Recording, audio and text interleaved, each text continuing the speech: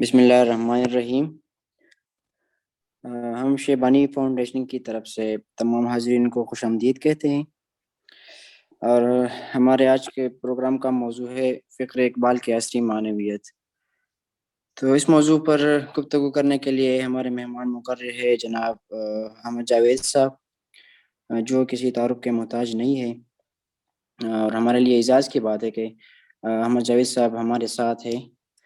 تو ہم ان کے گفتگو سے استفادہ کریں گے۔ میں احمد جاوید صاحب سے گزارش کروں گا کہ وہ اپنی گفتگو کا آغاز کریں۔ جی جناب احمد جاوید صاحب۔ بسم اللہ الرحمن الرحیم، الحمد للہ والصلاۃ والسلام علی من لا نبی بعدہ۔ یہ آج کم از کم ہماری لوکل صورتحال یہ ہے کہ پاکستان کی سیاسی، سماجی اور اخلاقی، معاشرتی وغیرہ جو صورتحال بن چکی ہے، اس میں ہمیں جن موضوعات پر غور کرنے کی اور ان پر گفتگو کو پھیلانے کی شدید اور فوری ضرورت ہے، ان میں سے ایک یہ ہے جو آپ لوگوں نے رکھا ہے کہ فکر اقبال کی عصری معنویت کیا ہے، عصری اہمیت، معنویت کیا ہے۔ ایک ہی نشست میں بات پوری کرنی ہے، لہذا اور نظریات ہیں وہ اپنے حوالوں کے ساتھ الحمدللہ معروف ہیں۔ پہلے ہم گفتگو کی ایک ترتیب بنا لیتے ہیں۔ پہلے یہ دیکھیں گے کہ فکر اقبال ہے، ایک تو یہ کہ فکر کی ساخت کیا ہے، فکر کی نو کیا ہے، اور پھر دیکھیں گے کہ یہ جو اقبال کا فکری پل ہے اس کے بنیادی اجزاء کیا ہے۔ تو پھر اس کے بعد انشاءاللہ ہمیں گفتگو کرنے کا ایک واضح راستہ مل جائے گا۔ اس کے بعد ہم عصر جدید اس زمانے میں ہم اقبال کی فکر کی اہمیت اور ریلیونس جو ہے وہ اسٹیبلش کرنا چاہ رہے ہیں، تو اس کو بھی سمجھنا ضروری ہے۔ اور پھر تیسرے مرحلے کا ہم یہ کرنے کی کوشش کریں گے کہ کیا ہم اس قابل ہیں بھی کہ فکر اقبال کو بھی سمجھیں اور زمانہ تصرف بھی ہو کہ اس کو ہم افیکٹولی ریلیونٹ بنا سکیں۔ تو انشاءاللہ ان میں سے جتنی باتیں ہو سکیں انشاءاللہ میں عرض کر دیتا ہوں۔ ایک تو یہ کہ اقبال ہماری جدید تاریخ کا مطلب یہ ہے کہ کولونیل ایرا اور پوسٹ کولونیل دور، اس میں ہمارے سے مراد امت مسلمہ ہے، اس میں ہمارے سب سے زیادہ جامعیت رکھنے والے مفکر ہیں، یعنی ان کے یہاں ان کی باتوں میں ایک بات میں کل کا احاطہ ہوتا ہے۔ یہ اپنے ہر تصور کو ایک کل بنانے کی اہلیت رکھتے ہیں، اور دوسرے یہ کہ انسان اور اس کی زندگی، اس کی مختلف سطحیں، اس کا انفرادی وجود، اجتماعی وجود، اور یہ انسان جس دنیا میں رہتا ہے اس کی علمی ماہیت، اخلاقی بناوٹ وغیرہ کیا ہے، اور پھر یہ کہ انسان اس دنیا میں رہتے ہوئے جو نسب العین رکھتا ہے، جو میٹا نیریٹو رکھتا ہے، یا ہماری اصطلاح میں خدا سے اس کا کیا تعلق ہے، تو یہ سب ہمیں دیکھنا چاہیے۔ تو اس میں اقبال فلسفی نہیں ہے، مطلب فلسفی کی تعریف دوسری ہے، اقبال ہمارے مفکر ہیں۔ تو مفکر کا مطلب یہ ہوتا ہے کہ جو کسی عقیدے کو، جو کسی پورا یونیورس آف ڈسکورس اس سے پہلے موجود ہو اور وہ اسے مان کر جو ہے وہ اسے استدلال نئے نئے فراہم کرتا ہے، اسے زندگی کے لیے ہمارے اندر اپنے دین کو زندہ رہنے کے لیے جن طرح کے احساسات اور خیالات اور جذبات کی ضرورت ہے وہ بھی وہ مفکر جیسے جنریٹ کرتا ہے یا ان کی طرف ہمیں متوجہ کرتا ہے۔ تو مطلب یہ کہ جب اقبال فرض کیا کہ 3 کیریکٹرز ہیں، مطلب عقل کے سامنے 3 میدان ہیں اور عقل کی ساری کاوشیں ان 3 میدانوں میں ہوتی ہیں۔ ایک یہ کہ خدا کیا ہے، دوسرا یہ کہ انسان کیا ہے، تیسرا یہ کہ یہ دنیا بلکہ کائنات کیا ہے۔ تو یہ جو نظام کائنات ہے یہ کیا ہے، اور ان تینوں بنیادی ترین اصول کو دیکھنے کے کون کون سے زاویے ہیں۔ یعنی خدا کیا ہے کا جواب اخلاقی شعور سے بھی دیا جا سکتا ہے، مذہبی شعور سے بھی دیا جا سکتا ہے، عقلی شعور سے، غرض ذہن کی مختلف سمتوں سے اس کا جواب، ذہن کی مختلف قوتوں سے اس کا جواب دیا جا سکتا ہے۔ یہی صورت کائنات کیا ہے اور انسان کیا ہے کے سوالات کی بھی ہے کہ اس میں شاعر بھی ایک اہل ہے کہ اس کا جواب دے، فلسفی بھی اس لائق ہے کہ اس کا جواب دے، اور دین کو ماننے والا کوئی عالم بھی اس کا جواب دینے کا حق رکھتا ہے۔ تو دوسری بات یہ کہ یہ میں چاہتا ہوں کہ بہت بنیاد میں سمجھیں کہ اقبال کی فکر کا گارا کیا ہے، پھر اس میں سے وہ کیا کیا چیزیں تعمیر کرتے ہیں۔ تو اقبال کیونکہ مغرب کے دل میں پڑھے ہوئے ہیں، مطلب مغرب میں رہ کر مغرب کو دیکھا بھی ہے، اس کے فلسفہ و ادب کو بہترین وہاں کے اساتذہ سے پڑھا بھی۔ اب میکٹیگرٹ سے جس نے فلسفہ پڑھا ہو تو وہ اس کی فلسفہ دانی بہرحال مشتبہ نہیں رہ سکتی۔ تو اقبال نے یہ بھانپ لیا تھا کہ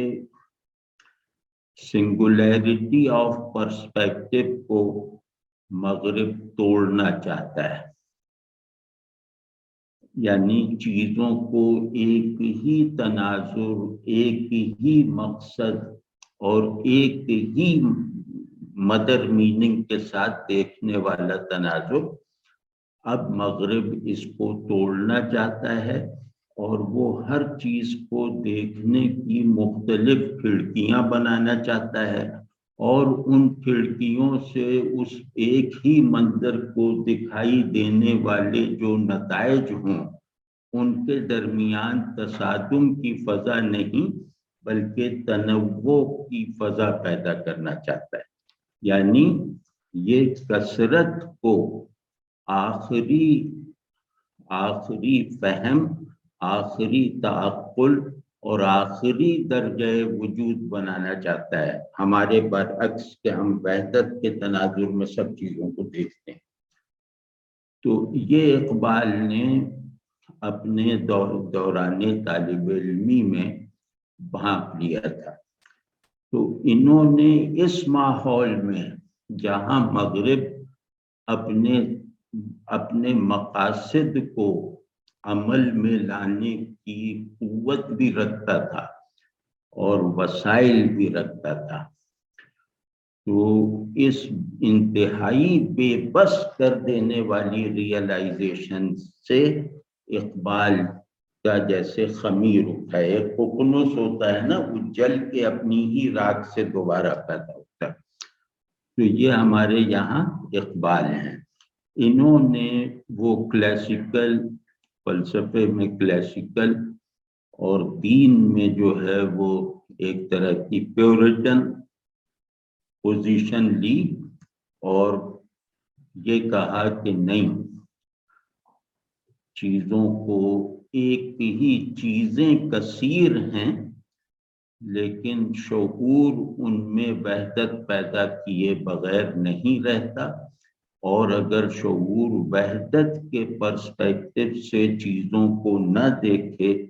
تو وجود میں بھی کیاس پیدا ہو جائے گا اور شعور میں بھی انتشار کی حکومت ہو جائے گی۔ اس کو اقبال نے لے کر اپنے سفر کا آغاز کیا ہے، اور وہ آغاز ایسا ہے، یعنی کہ ابھی ہم صرف ان کی مفکرانہ سرگرمیوں میں دیکھ رہے ہیں، یعنی جو ان کے خطبات وغیرہ ہیں۔ وہ آغاز یہ ہے کہ اقبال نے وحدت تناظر، یعنی چیزوں کو ایک پرسپیکٹو سے، جس کو پرنسپل پرسپیکٹو کہتے ہیں، مطلب اس کا آسان سا یہ جیسے میں چیزوں کو خدا کے حوالے سے دیکھوں، یا میں چیزوں کو ایک مطلق ڈیفینیشن کی روشنی میں دیکھوں، ایک پرائر ڈیفینیشن کی روشنی میں دیکھوں، تو اس کو کہتے ہیں ایک پرسپیکٹو سے دیکھنا، تاکہ چیزوں کے وجود میں آنے کا جو سبب واحد ہے وہ چیزوں کے بکھراؤ میں فراموش نہ ہو جائے۔ تو انہوں نے جو یوں کہیں کہ ہمارے دینی فکر میں جو ایک بڑا اجتہاد یا ایک بڑی تھیوری کا اضافہ کیا ہے، وہ یہ کہ ہم ہر مذہبی فکر، اسلامی فکر یا عرفان، وہ خدا کو اپنا پرسپیکٹو بنا کر چیزوں کو اور اپنے آپ کو دیکھتا تھا۔ تو اقبال نے یہ بھانپ لیا تھا کہ اس روایت میں کمزوری یہ ہے کہ خدا بھی گویا عقل کی بازیگری کا شکار ہو جاتا ہے، اور خدا کو خدائے موجود سے زیادہ خدائے معقول اور خدائے موہوم بنایا جاتا ہے۔ تو اقبال اس بات کو جانتے تھے اپنی روایت میں رہنے کی بدولت کہ خدا تدبر کا موضوع نہیں ہے، خدا ایک مطلق ریفرنٹ ہے کہ جس سے متعلق رہنا ہے اس کا تجزیہ کیے بغیر، جس پر ایمان رکھنا ہے اسے معلوم کرنے کا دعویٰ رکھے بغیر۔ تو اس کو اگر ہم نے ہر فکر کی تشکیل میں جوہر کی حیثیت دے دی تو پھر کیونکہ ذہن میں ہر سرگرمی غلطی کے یقینی احتمال کے ساتھ ہوتی ہے، تو لہذا خدا کو عقل کا بیسک پرسپیکٹو بنا کر عقل اس کے بارے میں جو کچھ معارف اور حقائق اخذ کرے گی اس میں فالسیفائبلٹی کا امکان یقینی ہوگا، اور وہ فالسیفائبلٹی جب تک گرفت میں نہیں آتی اس وقت تک ہمیں اس خدا کو ماننا پڑے گا جس کو جاننے میں ہم نے کوئی چھوٹی بڑی اور بنیادی یا سطحی غلطیاں کر رکھی ہیں۔ تو یہ بہت بصیرت کی بات تھی۔ تو انہوں نے کہا کہ ہر چیز انسان کے تناظر سے، خدا کے تناظر سے چیزیں موجود ہیں، اور انسان کے تناظر سے چیزوں میں معنی پیدا ہوتے ہیں۔ تو سب سے پہلا سوال یہ ہے کہ انسان کیا ہے، اور اس کا جب ہم جواب ڈھونڈیں گے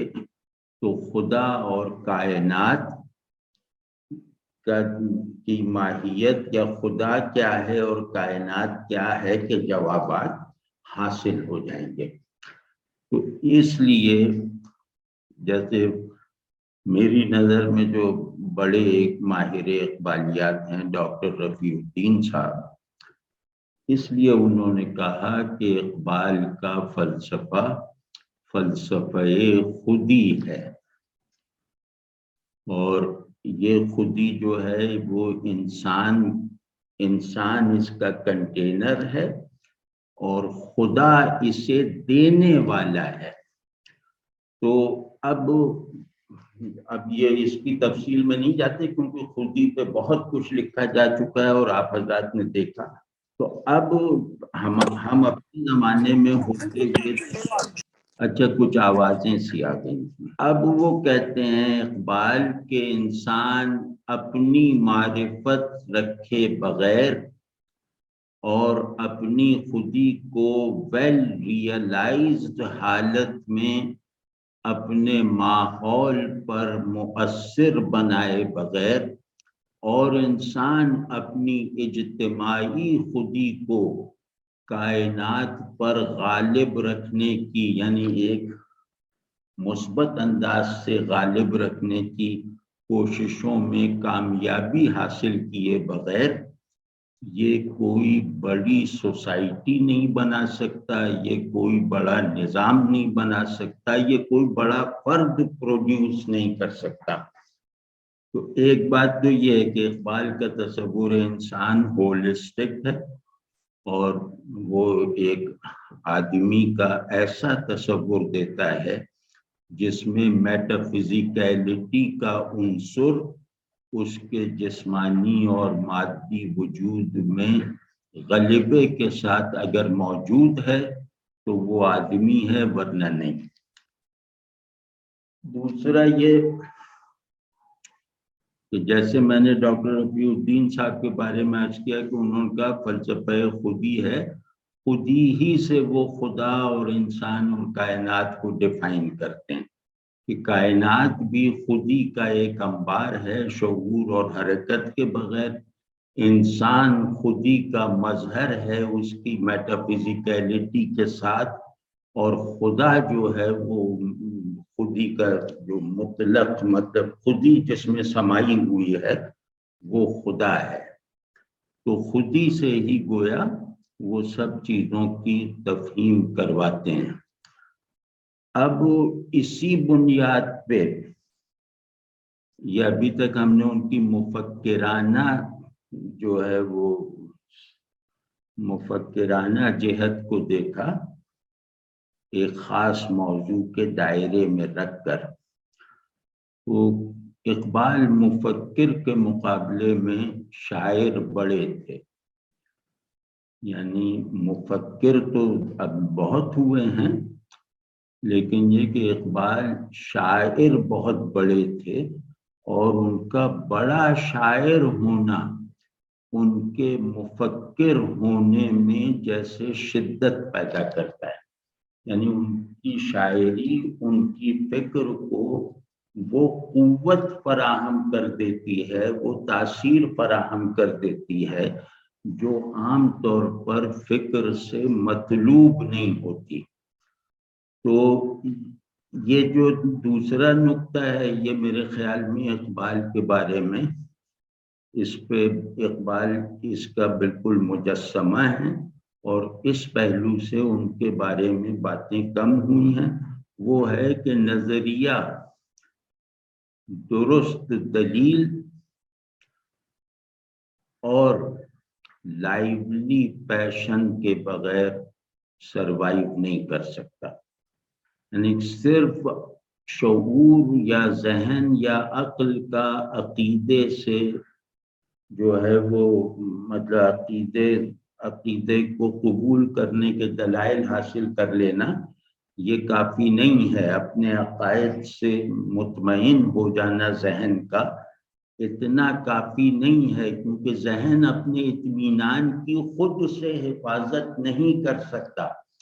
ذہن کیونکہ حرکت مسلسل میں رہنے والی سب سے بڑی قوت ہے انسان کی، تو لہذا وہ کسی بھی مرحلے پر اپنی کرسٹلائزیشن یا اپنی حرکت کو روکنے پر آمادہ نہیں رہ سکتا۔ اگر وہ یہ وعدہ بھی کر لے ذہن آپ سے کہ میں بس جہاں رک گیا، تو وہ اس وعدے کو بہت مدت تک نبھا نہیں سکتا۔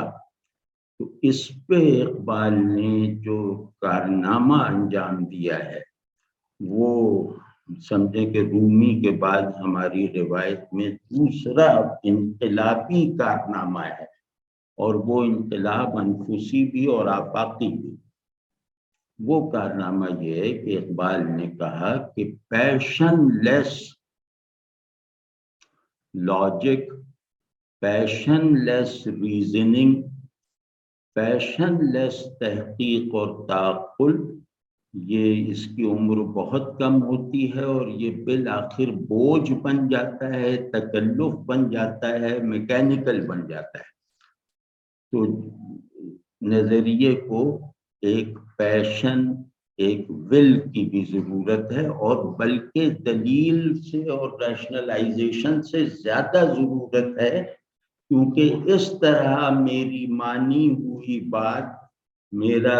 مانا ہوا عقیدہ صرف ریشنل نہیں رہتا بلکہ اینٹیفائی بھی ہو جاتا ہے، یعنی اپنے آپ کو موجود بھی کر لیتا ہے میرے اندر مفہوم ہونے کے ساتھ ساتھ۔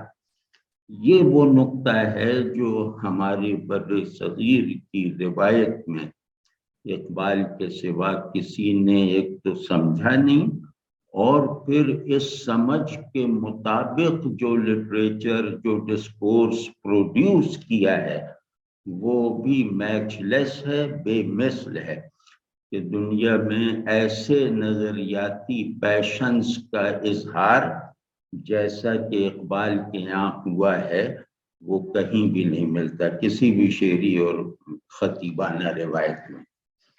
تو اب یہ وہ صاحب ہیں جو ہماری سمجھ کے مطابق دور جدید میں مسلم فرد اور مسلم انفرادیت، مسلم نفسیات اور مسلم ریاست اور مسلم معاشرہ یہ کیسا ہونا چاہیے، اور دور جدید میں تاریخ کی تاریخ کا جو ایک مزاج بن چکا ہے، تبدیلی اور تغیر کے جو نئے تصورات اور نئے مقاصد پیدا ہو گئے ہیں، ان کے سامنے ہمیں کھڑا رہنے کے لیے کیا کیا ساز و سامان چاہیے، تو وہ اقبال سے بہتر جو بینک ہے وہ ابھی ہمارے پاس نہیں ہے۔ مطلب ہم اپنے آج کے چیلنجز کو اگر سنجیدگی سے فیس کرنے اور خود کو ان کی یلغار سے بچانے کے لیے نکلیں گے تو یہ ہمارے لیے ناگزیر ہے کہ ہم اقبال سے فائدہ اٹھائیں۔ تو یہ الگ بات ہے کہ اقبال سے فائدہ اٹھانے میں وہ کوئی تقلید کا عہد نہیں ہے، وہ یہ ہے کہ مجھے اقبال سے فائدہ اٹھانا ہے، جہاں وہ ریلیونٹ ہیں وہاں مجھے اپنے کام میں لانا ہے، جہاں وہ ریلیونٹ نہیں ہے یا جہاں ان کی کسی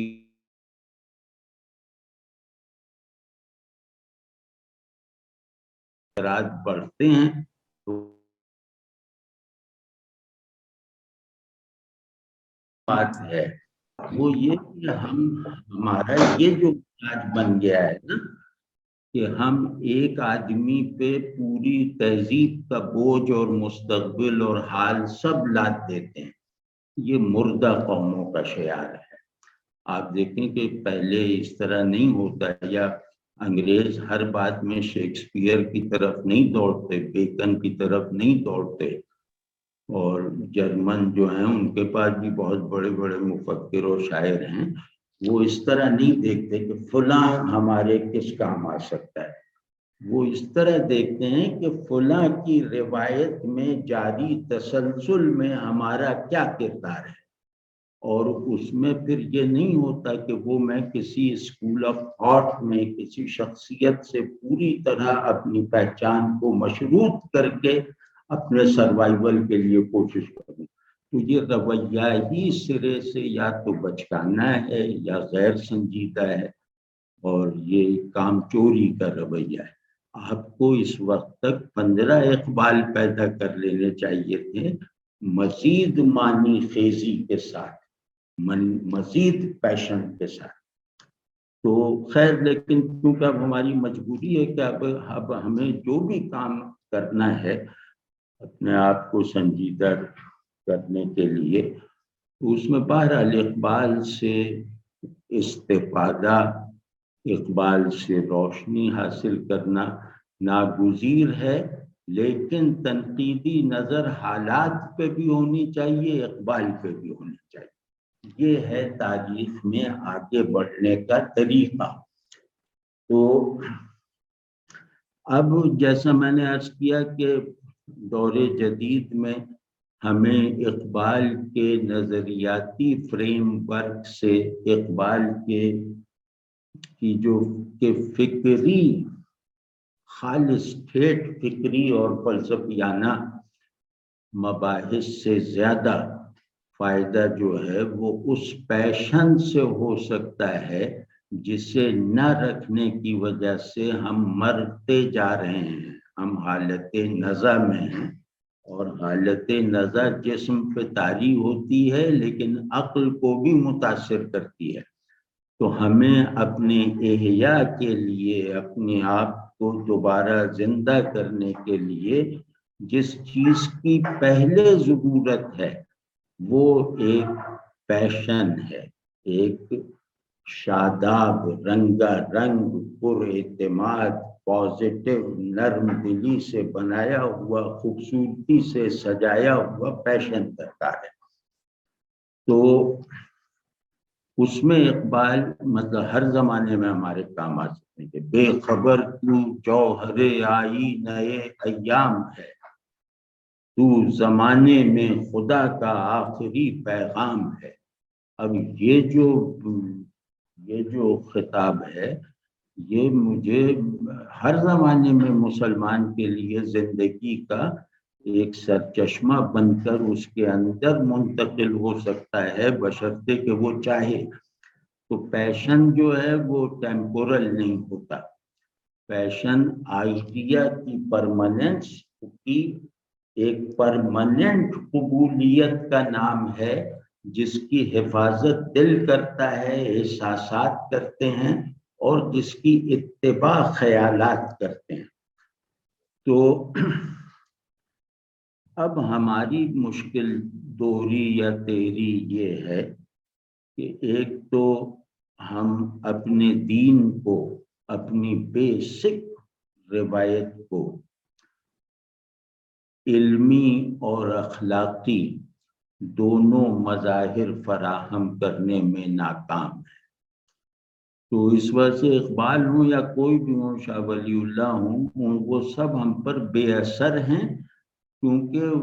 اثر انداز ہونے کے لیے انہیں ہمارے اندر جس محبت کی یا جس سنجیدگی کی ضرورت ہے وہ اس کا ہم میں فقدان ہے۔ تو پہلے تو یہ بات ہے کہ اپنی علمی اور اخلاقی سطح بلند کرنی چاہیے، اہلیت کار بڑھانی چاہیے، مقاصد کو غیر انفرادی بنانے کی تربیت دینی چاہیے، ہر چیز کو جن سے بازار بنانے کے رجحان سے بچنا چاہیے۔ کچھ بہت زیادہ کامیاب لوگوں کو اپنی معاشی قربانی دے کر یہ ثابت کرنا چاہیے کہ بڑا کام زاہدانہ ٹیمپرامنٹ کے بغیر نہیں ہوتا، چاہے وہ بڑا کام فزکس میں کیوں نہ ہو۔ تو وہ ایک الگ بات ہے، لیکن ابھی تو کیونکہ ہمیں تو اپنا یہ جیسے مزدوری پوری کرنی کہ عصری اہمیت کیا ہے، اب ہم چاہے یہ خلا پہ عبارت لکھ رہے ہوں تو چلو خلا میں ہی عبارت لکھ جائیں، شاید کوئی کبھی دیکھے اور اس پہ اثر کر جائے۔ تو اب جس زمانے میں ہم اقبال کی فکر کی ریلیونس اور اہمیت دیکھنا چاہتے ہیں اسے استعمال کرنے کی غرض سے، تو ہمیں یہ جاننا چاہیے کہ یہ زمانہ ہے کیا۔ اب جناب میں کچھ ایسی باتیں عرض کرتا ہوں کہ جو جیسے ڈوبتے کی پکار ہے، ہم عادی ہیں بڑکوں کے کہ کچھ نہیں تو وہ اپنے پھٹے ہوئے بنیان کو ہی پرچم فتح بنا لیا، تو وہ خیالی فتح حقیقی مفتوحی یہ ہمارا شعار بن چکا ہے۔ تو اب ہم دیکھیں گے کہ عصر جدید میں خود ہماری ہی کوئی ضرورت نہیں رہ گئی، تو اب ہمارے فلاں مفکر اور فلاں شاعر کی ضرورت کو کیا پوچھا جائے گا؟ جب تک میں اپنے ہونے میں اپنے تاریخی وجود کے تقاضوں کو اپنے عرفانی اور اپنے آئیڈیلسٹک اور نظریاتی شعور کے ساتھ پورا کرنے کے لائق نہیں ہوتا، اس وقت تک جیسے ایک کاٹ کباڑ کی طرح ہم اس زمین پہ پڑے رہیں گے۔ تو اب یہ جو عصر جدید ہے، یہ ہر زمانے، ہر تاریخ کے ہر عصر جدید سے مختلف ہے۔ عصر جدید تو ہر نسل کو پیش آتا ہے، لیکن یہ زمانہ جو ہے وہ اپنی بناوٹ میں ایسا ہے کہ تاریخ انسانی میں کبھی نہیں آیا۔ اور اس کی ایک دو باتیں میں جیسے عرض کرتا ہوں کہ وہ جو آدمی اپنے مشاہدے سے اس کی تصدیق کر سکتے ہیں۔ زمانہ جو ہے وہ تاریخ کا کامل اظہار ہے۔ تو پہلے ہمارے جو ڈھب تھا تاریخ کا وہ یہ تھا کہ ماضی اور حال میں قرب ہوا کرتا تھا، اور اس قرب کے نتیجے میں مستقبل پیدا ہوتا تھا۔ اب صورتحال یہ کہ حال ماضی سے بے نیاز ہے، حال کی دوری ماضی سے بڑھ گئی ہے، اور مستقبل سے پیدا ہو گئی ہے۔ اب حال مستقبل سے اتنا قریب گزر رہا ہے ہمارا کہ گویا ہم ہر منٹ میں حال اور مستقبل کو، حال سے جمپ کر کے مستقبل پہ پہنچتے رہتے ہیں۔ کبھی ایسا نہیں ہوا کہ مستقبل کو آپ ڈرافٹ کر دیں اور یہ یقین رکھیں کہ کم و بیش ایسا ہی ہوگا۔ یہ مستقبل جو اب بنایا جا رہا ہے، یہ پریڈکٹ کرنا سب سے آسان ہے کہ کیا کیا ہونے جا رہا ہے۔ اس کا امکان، اس کے ہونے کا امکان ہمارے خیال کی غلطی کے احتمال سے بے شمار گنا زیادہ ہے۔ تو ایک ایسی کیلکولیٹڈ اور ویل ڈرافٹڈ زمانے اور تاریخ میں ہم رہ رہے ہیں کہ جہاں وہی ہونا ہے جو آج ان لوگوں نے طے کر دیا ہے۔ دنیا پر، انسان پر ایسی دسترس اور ایسا تصرف کبھی بھی انسان نے نہیں دیکھا، اور اس کا خواب بھی نہیں دیکھا۔ یعنی تمام ناممکنات، اب اس میں کبھی غور کیجئے کہ مذہبی ذہن کے لیے جو ناممکنات اور محالات ہیں وہ سب اب ممکنات میں بدلے جا رہے ہیں، اور اب یہ کہنا محض جھوٹ ہوگا کہ ہمارا محال مذہبی ان کا ممکن عملی نہیں ہے۔ تو اب اس صورت، مثال طور پہ کہ اب انسان اپنی ڈیفینیشن میں بدلے گا۔ وہ انسان جس کی بنیاد پر اقبال نے تصور خودی وغیرہ کی تشکیل کی تھی، وہ انسان اب اپنی اس ڈیفینیشن یا اپنی اس مخاطبت پر نہیں رہے گا۔ اب یہ ایک نئی ڈیفینیشن کے ساتھ ایک نیا وجود جنم لے چکا ہے، اور اس کو پیدا کرنے میں ٹیکنالوجی، سائبر ٹیکنالوجی وغیرہ کا بڑا ہاتھ ہے۔ تو اس وجہ سے یہ انسان اب نظریاتی گرفت میں نہیں رہے گا، کسی بھی نظریے کو نہیں مانے گا۔ یعنی نظریے کا مطلب یہ ہے کہ تو بائنڈنگ ڈسکورس، ایک بات کو ماننا ہے اور حالات جیسے بھی ہوں اس پر عمل کرنا ہے۔ یہ مزاج اب نہیں رہ گیا، اور اسی طرح یہ کہ اب صاف لگ رہا ہے کہ انسان جیسے اپنی موجودہ سطح سے ہٹ کر ایک نئی انسانیت کے آرڈر میں ڈھل رہا ہے۔ ویسٹ میں تو بہت کچھ لکھا جا چکا ہے، وہ کیا نام ہے، ہومو ڈیوس وغیرہ، تو وہ یہ کہ یہ انسان اب اس تعریف پہ رہے گا ہی نہیں جس تعریف پر رہتے ہوئے اس کے لیے نبی بھیجے جاتے تھے، اس پہ ہدایت اتاری جاتی تھی، اسے آئیڈیاز سکھائے جاتے تھے، آئیڈیلز اور نصب العین کا پابند رکھا جاتا تھا وغیرہ وغیرہ، حتیٰ کہ اخلاقی بناوٹ اس کی کہ انکسار، ایثار، پڑوسی، دوسرا، یہ سب بے معنی ہوتے جا رہے ہیں، اور ہم اپنی سوسائٹی میں ان کو ایبسرڈائز ہوتے ہوئے اور ان کو فنا ہوتے ہوئے اپنے اپنے گھروں میں دیکھ رہے ہیں اور کچھ نہیں کر رہے۔ مطلب ہم وہ ہیں کہ جن کو صرف اپنی پرات بھرنی ہے گداگروں کی طرح، دیکھ چاہے حرام گوشت سے تیار ہو۔ تو ہم دنیا میں اس طرح کی زندگی گزار رہے ہیں، کسی بھی سنجیدہ مسئلے پر ویسٹ کے کسی بھی نمائندے سے پورا عالم اسلام بات نہیں کر سکتا۔ اب آپ سوچیں کہ اتنی شدید دست نگری میں، اتنی شدید کمتری میں،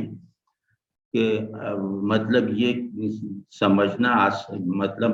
ہو گیا کہ یا تو ہم انسان ہیں یا وہ انسان ہے۔ مطلب اگر انسان ہم ہیں تو پھر اس کے نتائج یہ ہیں جو ہم دیکھ رہے ہیں، اور انسان اگر وہ ہیں تو اس کے نتائج وہ ہیں جو وہ دیکھ رہے ہیں۔ اور تنقیدی نظر تو دور دور کی بات ہے، ہمارے اندر آدمی ہونے کی پری کوالیفیکیشنز جو ہیں وہی مطلب مردہ یا نیم مردہ حالت میں پڑی ہوئی ہیں اور بالکل فراموش شدہ ہیں، مسجدوں میں بھی، خانقاہوں میں بھی، مطاف حرم میں بھی، بازاروں میں بھی، اور ایوانوں میں بھی، اور معاشروں میں۔ تو اتنے مکمل زہریلے خلا میں جہاں قرآن بے اثر ہو گیا ہو تو اور کسی کی کیا حیثیت ہے؟ جہاں رسالت، پیغام رسالت بے اثر ہو گیا ہو، وہاں اور کس کس کو روئیں؟ تو اب اس میں سب سے سمجھ رہے ہیں نا اب کہ اب یہ جو پورا دور ہے، میں مطلب میرے پاس اتنی باتیں ہیں کہنے کو کہ صبح ہو سکتی ہے اور کوئی بات دہرائے بغیر صبح ہو سکتی، مطلب اتنا لمبا وہ بوجھ ہمارے کندھوں پہ آیا ہوا ہے اور ہمیں پتہ نہیں۔ تو اب اس میں جو ہے وہ یہ ساری جو پیش رفت ہے جو ٹیکنالوجی کی امامت میں اور ایک کیپٹلسٹک ورلڈ آرڈر کی تعمیر کے لیے ہو رہا ہے، وہ اس کا واضح نتیجہ ڈی ہیومنائزیشن ہے، یعنی آدمی کو دنیا سے بے دخل کرنا، خدا کو بے دخل کرنے کے بعد خود آدمی کو بے دخل کر دینا، آدمیت کے تمام جو نشانات اور علامتیں ہیں اور تمام جو آدمیت کا میکینزم ہے وہ صرف بایولوجیکل سطح پر برقرار رکھتے ہوئے اوپر کی تمام منزلوں کو غیر آباد کر دینا۔ تو آپ دیکھیں نا کہ اب اتنا بڑا علم آئے گا، اتنے بڑا ڈیٹا آئے گا کہ وہ انسانی ذہن اس سے مناسبت پیدا ہی نہیں کر سکتا۔ علم اتنی تیزی سے پروڈیوس ہو رہا ہے کہ آدمی کا دماغ اس سے مناسبت اور اس سے ہم قدم رہ ہی نہیں سکتا۔ تو رفتہ رفتہ یہ ہوگا کہ شعور روبوٹ میں ہوگا، ہمارے پاس صرف خواہشیں رہ جائیں گی، تو وہ خواہشوں میں ہم رہیں گے، یعنی اپنے حیوانی وجود کو ایک ذرا سٹل کر کے، اس کو ذرا سا سجا بنا کر، اس کو انسانی ماحول کا عادی بنا کر بس ہم رہیں گے، اور اس سے آگے اب انسان کا کوئی مستقبل نہیں ہے۔ وہ روبوٹ پر جب آپ آرٹیفیشل انٹیلیجنس کو پیدا کر کے جب وہ خودکار حیثیت حاصل کر لے گی تو وہ دن آدمی کے لیے آخری دن ہوگا، یا ایک نیا عہد غلامی شروع ہوگا جہاں آدمی غلام ہے، روبوٹ یا مشین یا وہ مشینی انٹیلیجنس آقا ہے۔ یہ وہ سب باتیں ہیں جو ہم اپنے دل کے پھپھولے نہیں پھوڑ رہے، یہ سب باتیں مغرب میں زیر بحث ہیں، زیر غور ہیں. ان میں جو لوگ اس پہ فخر کر رہے ہیں وہ اس کو مان کے فخر کر رہے ہیں، جو اس سے ڈر رہے ہیں وہ بھی اس کو جان کے اس سے ڈر رہے ہیں. ہمارے یہاں کوئی ہے ہی نہیں، مطلب نہ یونیورسٹیز میں پڑھایا جاتا ہے، نہ تعلیم ہمارے یہاں کسی بھی لائق رہ گئی ہے، اور جو آدمی جس کلاس کو پڑھا رہا ہے اس میں داخلے کے لائق نہیں ہے. تو اب اس ساری صورتحال میں اب اقبال حضرت عیسیٰ تو نہیں تھے تو وہ آ کے مسیحائی کر جائیں گے. تو اس میں سب سے پہلی ذمہ داری یہ ہے کہ ہم ایک نصب العینی جذبہ وجود کے ساتھ اٹھیں. یعنی اقبال کی ڈیفینیشن میں ہم اپنی خدا سے لی ہوئی خودی کو بیدار کر کے پھر اپنے کو اور اپنی دنیا کو اس کا آبجیکٹ اور موضوع اور ہدف بنائیں. پھر جا کے ہمارے یہ جو سارے خزانے ہیں ان کا مول لگانے والا بازار پیدا ہوگا. ابھی تو آپ اقبال کو لے جائیں، کسی کو بھی لے جائیں، موجودہ بازار میں یہ کھوٹے سکے ہیں، یہ اصحاب کہف والے سکے ہیں جو آج کے بازار میں نہیں چلیں گے. اس کے لیے ضروری ہے کہ آپ اپنی ٹکسال بنائیں اور اس ٹکسال کو جو ہے وہ اس بازار پر حاکم کریں، اس بازار کی ضرورت بنائیں. تو اس کے بغیر ممکن نہیں ہے. تو اب جیسے ایک خودی ہے، پھر یہ کہ مذہبی ذہن میں تاریخ کا تغیر کا واضح تصور نہیں ہوتا تھا. مذہبی ذہن میں تاریخ کا ہر مرحلہ وہ تقدیر کا اظہار سمجھا جاتا تھا. تو اقبال کا کارنامہ یہ ہے کہ انہوں نے اس تقدیر پرستی کو بدلا اور تاریخ اور تقدیر میں فرق کو واضح کیا. تو یہ ہے. اب اس کی اتنی اہمیت ہے ہمارے لیے کہ ہم مطلب اگر اس کو استعمال کرنے کے لائق ہو جائیں تو ہمارے بیشتر جو اسباب فنا ہیں جو جمع ہم کرتے جا رہے ہیں وہ ختم ہو سکتے ہیں صرف اقبال کے اس تصور سے کہ تاریخ تبدیلی کا نام ہے اور انسان اس تبدیلی میں ایک ثابت قدم جو ہے وہ پہاڑ کی طرح ہے. تو اس کو سمجھنا. پھر یہ کہ اقبال کا کائنات کے بارے میں تصور جس میں مذہبی ذہن بہت ہی پیچھے رہا، وہ یہ ہے کہ وہ کہتے ہیں کائنات کا تجزیہ الگ چیز ہے اور کائنات کا وجودی جواز الگ چیز ہے. تو وہ کہتے ہیں کائنات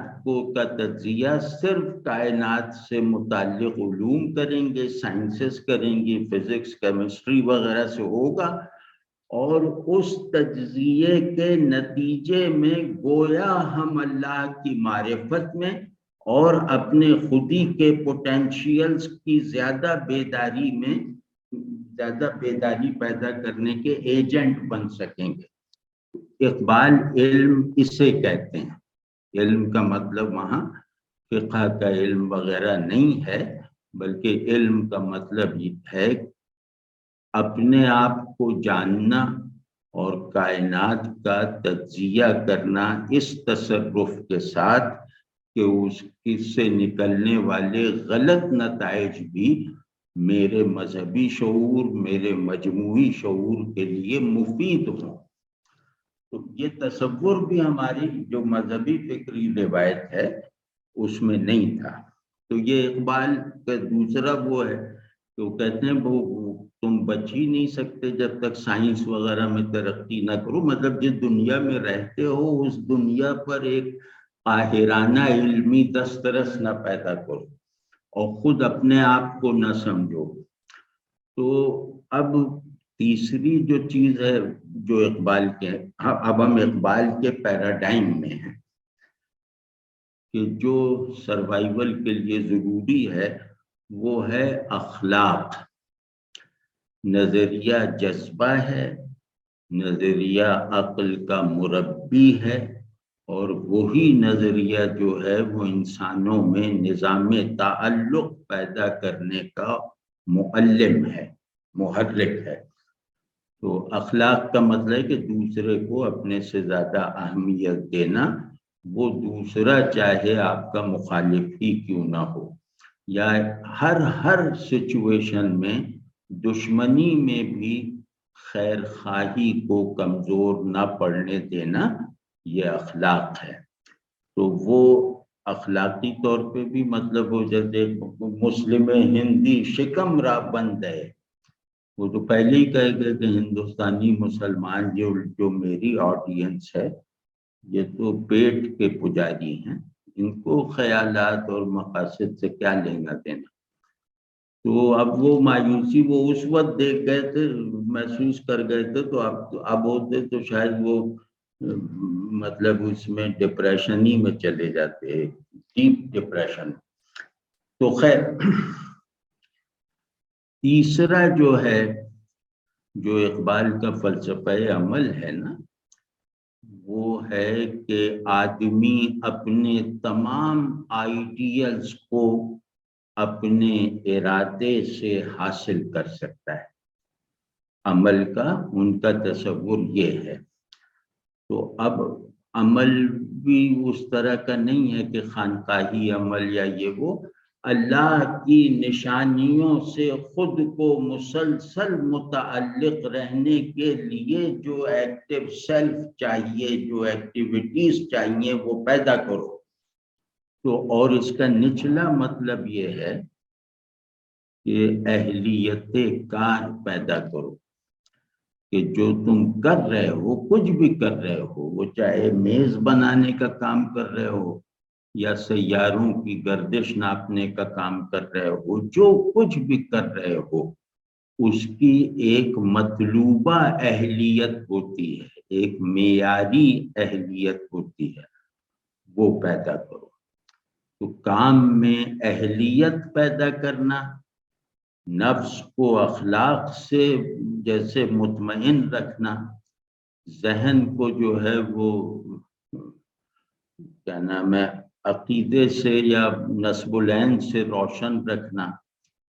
اور اپنی خودی کو پوری طرح قائم کر کے پوری طرح اسٹرکچر کرنے کے بعد اسے بے خودی یعنی اجتماعی انسانی نظریاتی آرڈر میں صرف کر دینا، وجودی طور پر بھی، علمی طور پر بھی، اخلاقی طور پہ. تو خودی کی منزل، انسان کی منزل یہ ہے کہ وہ اجتماعی وجود بننے میں کامیابی حاصل کرے. ایک فرد کی تکمیل کی نشانی اس کے سوا کچھ نہیں ہے کہ وہ فرد واحد ہوتے ہوئے اجتماعی وجود بننے میں کامیاب ہے یا نہیں. تو یہ اقبال نے سمجھا، وہ جو تصور خودی و بے خودی ہے وہ کبھی غور سے دیکھیے تو وہ ایسا لگتا ہے کہ اجتماع فرد کی توسیع ہے یا فرد کی تکمیل ہے، اور اس خودی میں اگر اجتماعیت کا عنصر پرسنلائزیشن پہ غالب نہ ہو تو وہ درست خودی نہیں ہے، وہ جینوین خودی نہیں ہے وغیرہ. اب یہ میں جلدی کر رہا ہوں کیونکہ وہ بات وہ پوری ہو جائے تاکہ ضروری بات ہو جائے. تو علمی اخلاقی اور نا علمی بحران، اخلاقی فقدان اور اہلیت کار کا نہ ہونا، یہ ہمارے ظاہر ایک مسائل ہیں اور پورے عالم اسلام کے مسائل ہیں. تو یہ اقبال کی رہنمائی میں، اقبال کے بنائے ہوئے روڈ میپ میں ہم انہیں کامیابی کے ساتھ حاصل کر سکتے ہیں، بشرطے کہ ہم 2-4 نسلوں کی قربانی اجتماعی طور پر دینے پر آمادہ ہوں. اس کے بغیر یہ سب کچھ نہیں ہوگا. بس تو دیکھو نا، 300 سال سے انہوں نے وہ کر آ کے اب جو بھی ان کے مقاصد ہوں، باطل مقاصد یا جو بھی ہوں، آپ اس کو کوئی بھی عنوان دے دیں، انہوں نے اپنا ہر مقصد حاصل کر کے دکھایا ہے۔ اور وہ 300 سال سے لگے ہوئے تھے کہ خدا سے اب چھٹکارا حاصل کر رہے ہیں۔ وہ اب یہاں تک آ گئے کہ اب ان کے نظام تعلیم میں رہنے والے ہر شخص کا ایمان خطرے میں ہے اور اس کی حفاظت کا سامان غیر حاضر ہے۔ یہ آپ دیکھ رہے ہیں نا۔ تو بہرحال تیسری بات یہ ہے کہ جو کام کرو اس کی مطلوبہ اہلیت کے ساتھ کرو۔ اور تیسرا جو سب سے بڑا اقبال کا ایک وہ پیغام سمجھیں، وہ یہ کہ نصب العین سے انحراف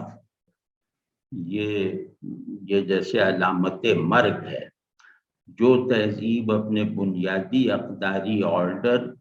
اور اپنے نصب العین سے منحرف ہو جائے یا غافل ہو جائے اور لا تعلق رہ جائے، تو اس تہذیب کے ہونے کا ظاہر ہے کوئی جواز ہی نہیں رہ جاتا، حتیٰ کہ اس تہذیب کے مخالفوں کے لیے بھی کوئی جواز نہیں رہ جاتا۔ تو یہ وہ سطح ہے، اگر ہم بہت تفصیل میں نہ بھی جائیں تو یہ وہ سطح ہے جہاں سے ہم ایک بامانی جد و جہد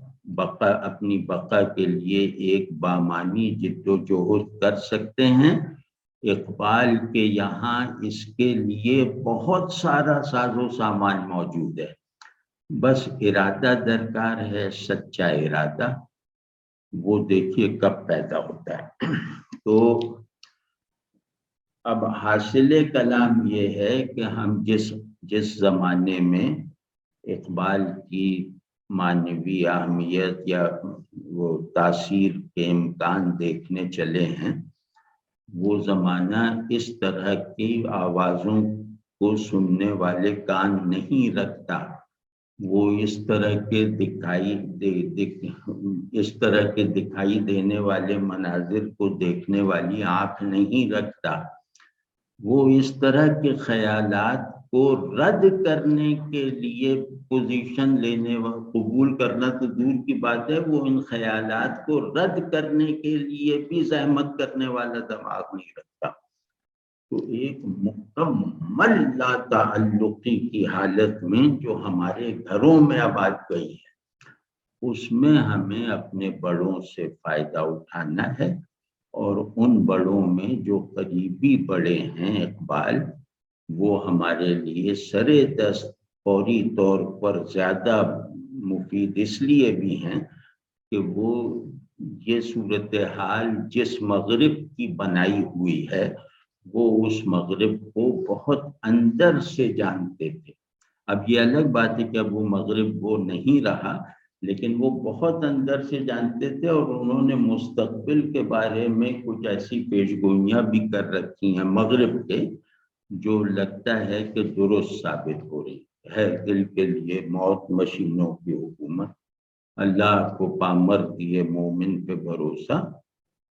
کیا ابلیس کو یورپ کی مشینوں کا سہارا۔ تو اب یہ مشینوں کو آپ سائبر ٹیکنالوجی کے آلات میں بدل دیں، اور پھر جاوید نامہ میں جو ان کی وہ مریخ، نبیہ مریخ کا جو کیریکٹر ہے وہ آپ دیکھ لیں تو وہ جوڈتھ بٹلر ہے، وہ ایک بہت ہی جارحانہ انداز رکھنے والی کوئی آج کی فیمنسٹ ہے۔ تو مطلب یہ میں باتیں اس لیے کر رہا ہوں کہ وہ اقبال کی سمجھ، اور اس سمجھ کے نتیجے میں وہ مستقبل جو دیکھ رہے تھے، وہ دیکھنے کی صلاحیت ہمیں جیسے اس پر اعتماد ہو جائے۔ تو آج کی دنیا کے انسان کو جیسا بنایا جا رہا ہے، اس کے اکثر عناصر اقبال نے دکھا رکھے ہیں۔ کبھی جاوید نامہ مثال کے طور پہ پڑھ لیجیے، کبھی پس جبایت کرد اے اخوان شب وغیرہ وغیرہ۔ تو لیکن یہ سب باتیں بس اس شرط سے مشروط ہیں کہ یہ سب ہو جائے گا بشرطے کہ ہم چاہیں، اور ہم چاہیں یہ دنیا کا سب سے مشکل کام ہے سر دست، اللہ اس مشکل کو ہم پر آسان کر دے۔ اب کوئی صاحب کچھ فرمانا چاہیں، کچھ پوچھنا چاہیں، کوئی تصحیح کرنا چاہیں تو حاضر۔ السلام علیکم محترم۔ وعلیکم السلام ورحمۃ اللہ۔ میں مرزا جمال احمد عمان سے بول رہا ہوں، آپ کا اسٹوڈنٹ ہے۔ مرزا جمال احمد عمان سے۔ ہاں ماشاء اللہ۔ تو مسرور صاحب اور آپ کے جو حلقہ احباب ہیں ان کے ساتھ، جعفری صاحب کے ساتھ آپ سے کبھی آپ کے لیکچر اٹینڈ کرتے رہے اور بڑی خوشی ہوئی آج، سوری،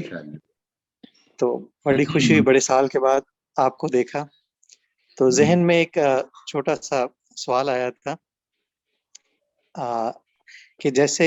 آج کے موجودہ دور میں کوئی ایسا شخص اٹھتا ہے کہ وہ مغرب کو ان کے افکار کو غلط ثابت کرتا ہے اپنے علم کی بنیاد پر، اپنے دینی علم کی بنیاد پر، ٹھیک ہے۔ اب مغرب جو ہے اس چیز کو ایکسیپٹ کرنے کی بجائے ایسے ہتھ کنڈے استعمال کرتا ہے کہ یعنی اس کو جیسے راستے سے ہٹانا، ٹھیک ہے۔ جس کی مثال میں یہ دے سکتا ہوں کہ ڈاکٹر ذاکر نائک ہے، ٹھیک ہے۔ ان کا مقابلہ کرنے کے لیے مغرب نے اتنی تگ و دو کے باوجود بھی کچھ ایسا کریٹ نہیں کر سکے، تو پھر یعنی ایسے ہتھ کنڈے استعمال کیے کہ ان کو راستے سے ہٹائیں۔ تو اس سچویشن میں آپ کیا سمجھتے ہیں کہ اقبال کیسے ایسے لوگوں کے لیے گائیڈنس بھی دے سکتا ہے کہ اگلا سٹیپ کیا ہے کہ جب آپ اپنے افکار سے اس مغرب کو زیر کر دیتے ہیں، ٹھیک ہے، تو پھر وہ کس طرح سے پلٹ کر وار کرتے ہیں اور اس کا جواب کیسے دیا جائے؟ ہاں جی، یہ جو ہے اس میں ذاکر نائک صاحب کی مثال ایک بہت محدود دائرے میں ہے، مذہبی دائرے میں، تو وہ اس میں بڑا کام ماشاءاللہ کر رہے ہیں، اللہ ان کے کاموں پر کرتے ہیں۔ لیکن یہ جو ہمیں درپیش صورتحال ہے یہ بہت بڑی ہے، یہ بہت گلوبل ہے، تو اس میں حق جو ہے وہ قوت کا بھی طالب ہے۔ جیسے اقبال کہتے ہیں نا، آسا نہ ہو تو کلیمی ہے کار بے بنیاد، تو قوت کے بغیر وہ مغرب کو اس وقت علم میں یا دلیل میں فوقیت شاید نہ اتنی ہو، وہ اپنی قوت سے اپنی بات کو صحیح منوا لیتا ہے۔ تو ہمارے پاس جب تک یہ والی قوت نہیں آئے گی ہم حق کے نمائندے بننے میں ناکام رہیں گے اور اپنا دفاع کرنے میں کامیاب نہیں ہو پائیں گے۔ بہت خوبصورت، جزاک اللہ۔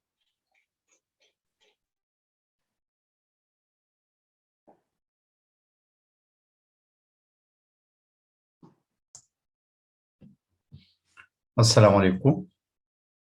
جی وعلیکم السلام ورحمۃ اللہ۔ میں محمد شفیق بات کر رہا ہوں سلطان قابوس یونیورسٹی سے۔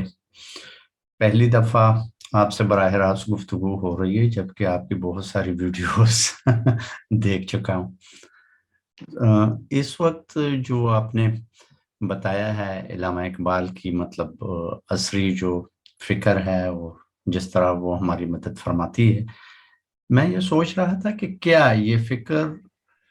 جزوی یا بالکل اقبال کی طرح کچھ اور شخصیات میں بھی تو دکھائی دیتی ہے، چاہے وہ شاعر نہیں ہے لیکن فکری طور پر تو یہ سوچ اور لوگوں کے ہاں پر بھی موجود ہے، تو یہ بات ٹھیک ہوگی؟ بالکل ٹھیک ہے، بالکل ٹھیک۔ تو جناب پھر اجازت ہے تو میری طرف سے سب کا السلام علیکم۔